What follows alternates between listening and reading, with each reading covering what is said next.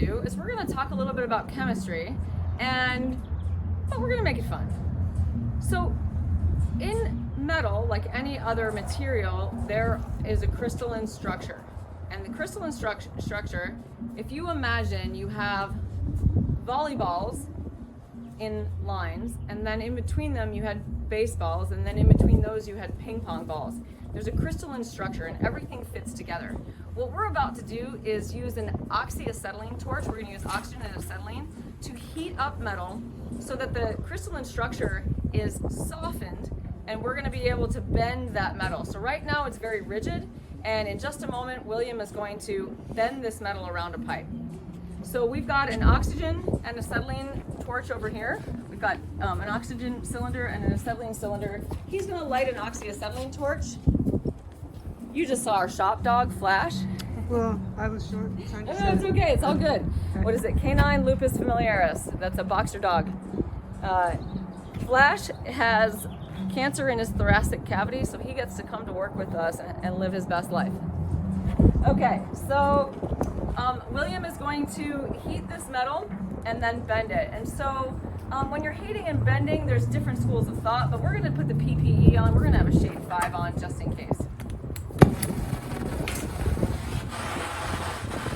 It's really windy today.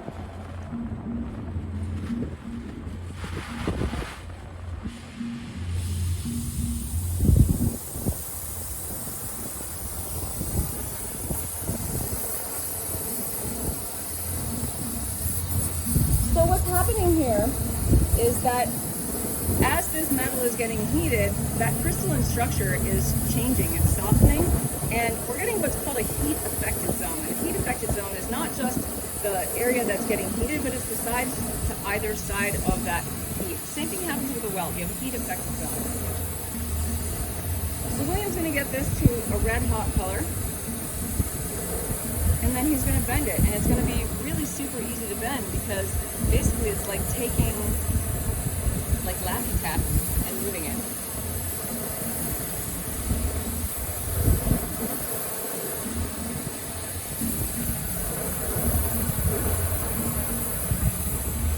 So it's a nice orange color at the moment.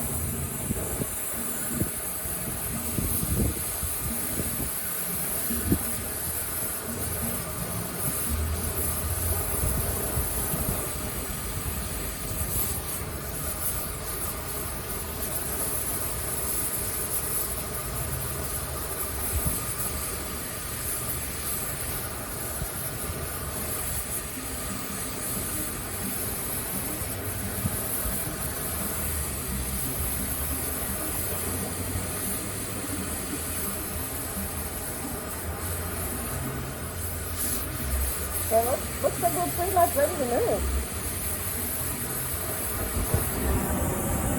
William's going to shut off the acetylene first and then the oxygen second. And the reason that we do that is because the manufacturers recommend that. So whenever you're using a tool, it doesn't matter if it's a welding tool or an oxy-fuel tool, you want to make sure that you are following the directions according to the manufacturer's recommendations. So this is sort of a blacksmithing technique that he's using. And so William's hitting the same spot, and he's able to curve that metal. And it really isn't taking a lot of effort on his part. You don't feel exhausted, do you? No. That looked pretty easy.